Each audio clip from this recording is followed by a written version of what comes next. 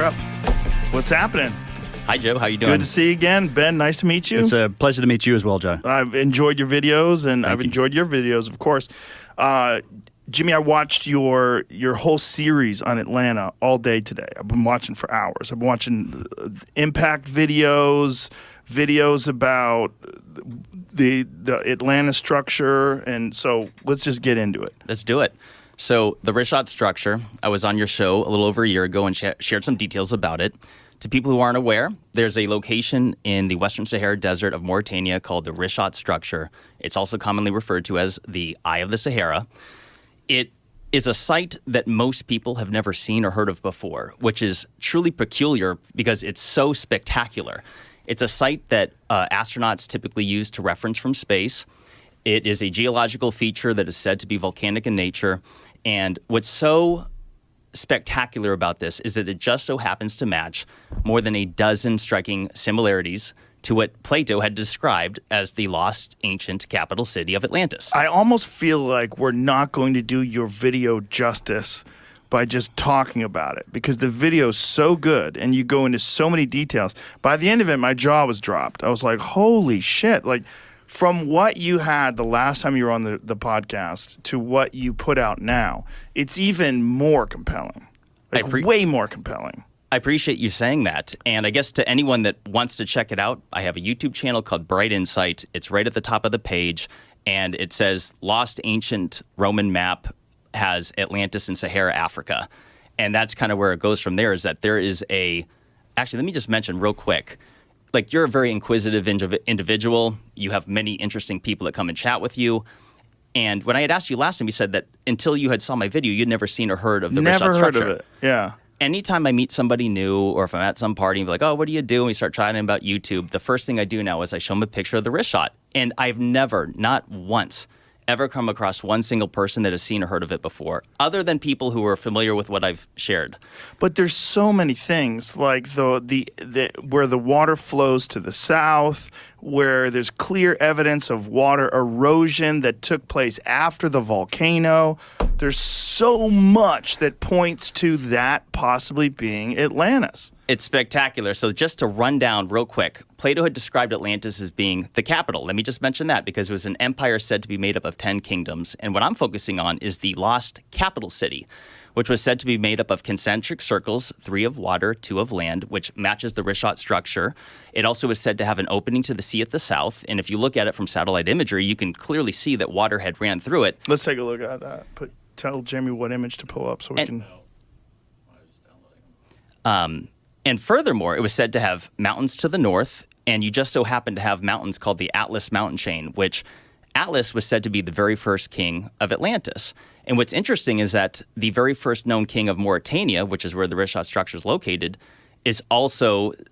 Their very first known king was also named Atlas. And though I'm not saying that that's the same individual, but what we do today is we pass down names, right? Like, people like, oh, my dad's name's John, and so is my son. And so it's another striking similarity, but it goes further than that. Like, there's geological similarities, such as the fact that Atlantis was said to be made up of red, black, and white color stone, which is another similarity you see at the Richat structure. It was said to have an abundance of gold, and that the outer walls were lined with it. And it turns out that Mauritania is loaded with gold, and not only that, the richest person ever known to exist in all of mankind is Mansa Musa of the Mali Empire, which consisted partly of modern-day Mauritania. And he was so rich from gold that he would be richer than Elon Musk and, like, Bezos combined almost. Like, many unfathomable amount of billions of dollars. So that's another similarity. What year was this?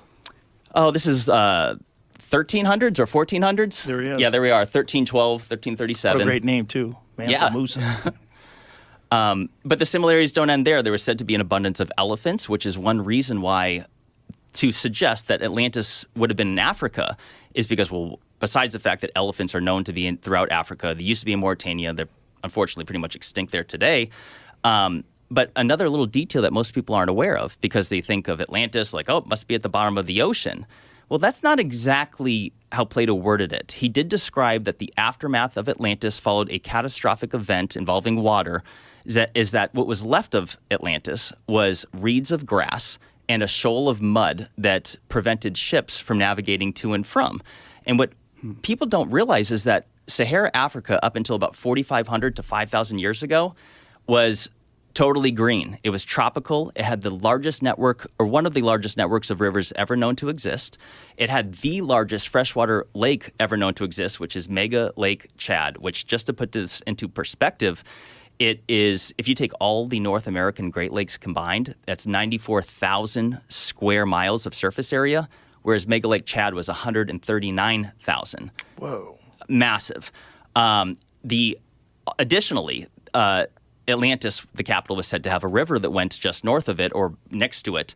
And the Tamanrasset River went right through the Rishat structure, or just north of it, went all the way to the Atlas Mountains that I described, which is in modern-day Morocco. And the evidence is that it existed at that same period of time when Atlantis was said to be around 11,600 years ago prior to its destruction, up until about 5,000 years ago. So going back to my point, like, a lot of people see the Sahara Desert and they don't realize that this place was unbelievably different than it is today. And one of the things that's so important is that I know some people listening will, they hear Atlantis, they think, oh, it didn't exist. Right.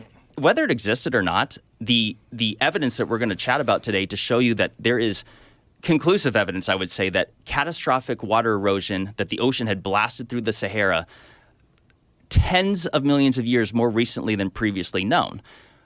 According to the science, 56 to 66 million years ago was the time of the Trans-Saharan Seaway, which was the last time the ocean blasted through it. However, there are a few lines of evidence that say otherwise. Besides the fact that anyone that looks at the Sahara Desert through the Google Earth app, you can see fluvial striations, which is signature traits of water erosion. This is confirmed by other experts that look into these things. I like to mention Randall Carlson. Mm-hmm. He's someone that's analyzed the area and has said, yes, this is catastrophic water erosion. So one of the signature lines of evidence that suggests that the ocean blasted through it far more recently was the largest volcano in Sahara Africa is in Chad. It's Mount Kusi, and there's a lava flow that goes through it that is dated at 12,000 or so years ago. The volcano itself is supposed to be somewhere between 1.2 and 2.3 million years ago. But if you look at Mount Kusi to the south, you can see, and I don't know, Jamie, if you're able to bring up one of the photos of that mountain chain, but you can see that the water erosion cuts off that lava flow directly to the south. Yeah, keep going over. A little bit right there. Okay, so go over a couple. That is the mountain, and you can see those striations, which are signature traits of water erosion.